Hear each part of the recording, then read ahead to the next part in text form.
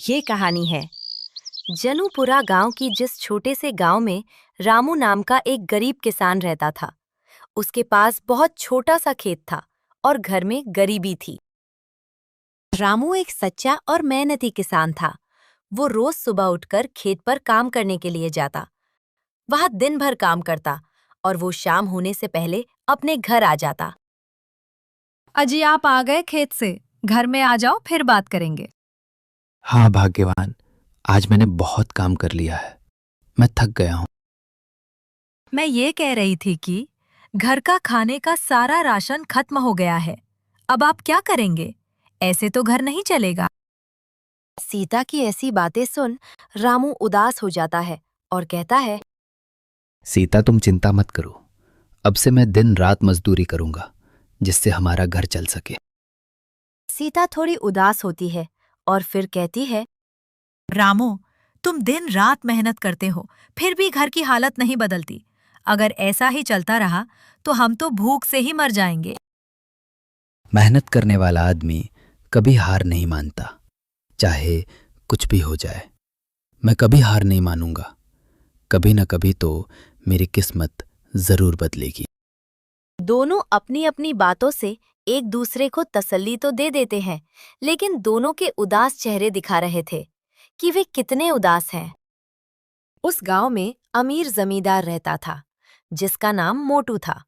वो बहुत लालची था और लोगों का अपमान करने में कभी पीछे नहीं हटता। अरे रमेश मजदूर, कहाँ से काम करके आ रहा है? फेड टीचर कहीं के। तभी रमेश दुखी होते हुए कहता है, अरे जमींदार साहब, आप हमारा मजाक मत उड़ाया करो। हम भी तो अपना पेट भरने के लिए ही मजदूरी करते हैं। अरे हाँ हाँ, गरीब मजदूर, तुम्हारे मेरे सामने बोलने की औकात नहीं है। चलो मेरे घर के आगे से निकलो। एक दिन की बात है जब जमींदार मोटू रामू के खेत पर पहुंच जाता है और कहता है, अरे तुम गरीब, इस सूखे और छोटे से खेत में ही काम करते करते मर जाओगे। तुम्हारा कुछ नहीं होगा। भले ही मेरा खेत सूखा है और छोटा है, लेकिन मैं रोज अपने खेत में मेहनत करता हूँ और मैं इसे अपनी मेहनत से बड़ा और हरा भरा कर दूंगा। रामू की ऐसी बातें सुन जमींदार को गुस्सा आता है और वो रामू को कहता है, तुम कुछ नहीं कर पाओगे। तुम इसी हाँ, जमीन हाँ, में रहकर हाँ, मर जाओगे।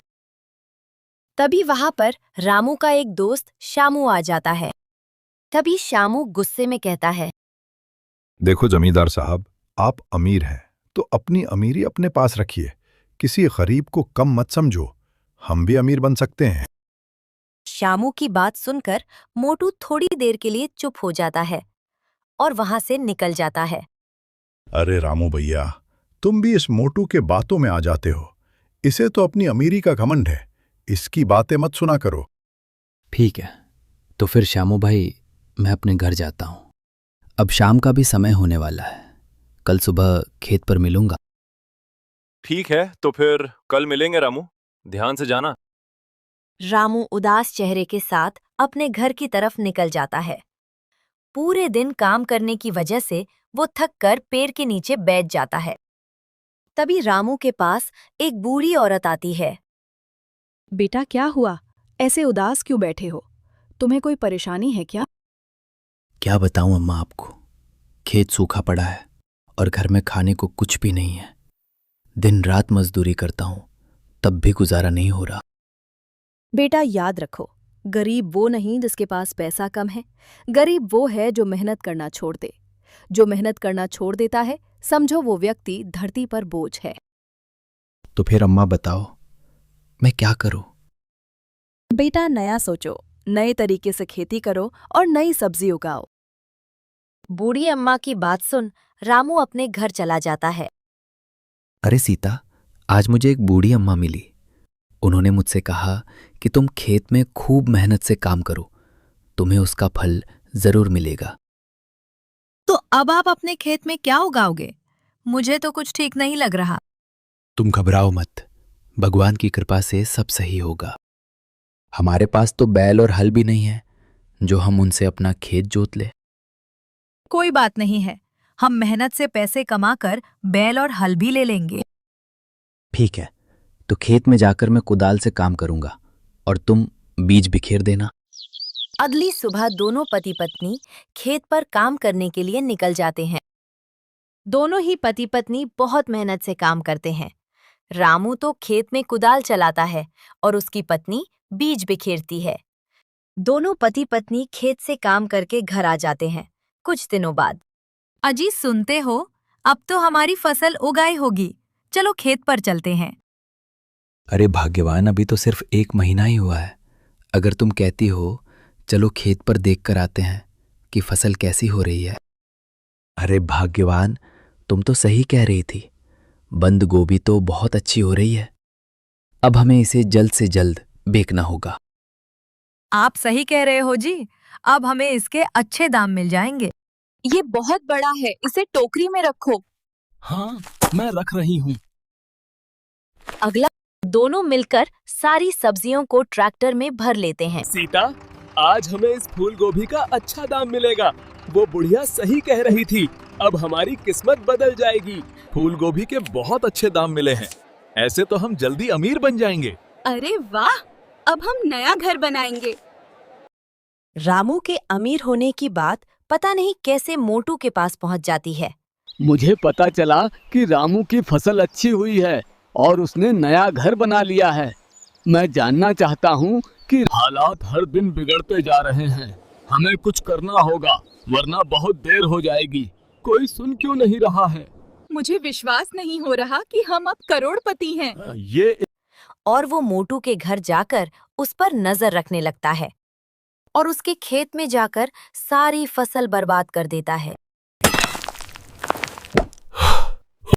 रामू और सीता आपस में बात कर रहे थे, तभी वहां पर श्यामू भागता हुआ जाता है। अरे श्यामू भाई, क्या हुआ?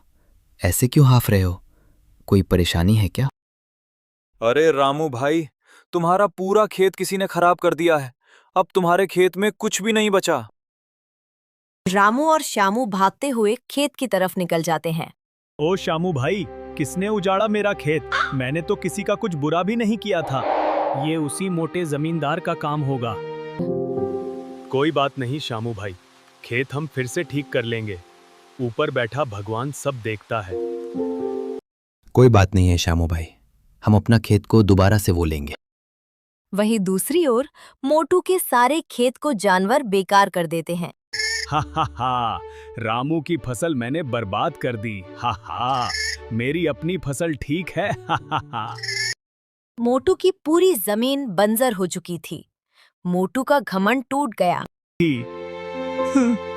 फसलें कटाई के बाद भी हमारे जीवन में समृद्धि लाती है। इस बार भी हमारी फसल बहुत अच्छी हुई है। हाँ, हमें इसके अच्छे पैसे मिलेंगे। रामू की फसल को खरीदने के लिए एक व्यापारी आता है, जिसका नाम होता है गिरधारी लाल। देखो भाया, मेरा नाम है गिरधारी लाल और मैं एक शहर का व्यापारी हूँ। मैं चाहता हूँ कि तुम ये सारी गोभी मुझे बेच दो। मैं तुम्हें इसके काफ़ी अच्छे पैसे दे दूंगा। ठीक है, तो मैं अपनी सारी फसल आपको ही बेचूंगा। रामू और उसकी पत्नी हंसी खुशी जिंदगी बिताने लगे। इस कहानी की ये शिक्षा है कि हमें किसी का भी बुरा नहीं करना चाहिए, वरना हमारा ही बुरा हो जाता है। दोस्तों, ऐसी मजेदार कहानी देखने के लिए चैनल को लाइक और सब्सक्राइब कर लो।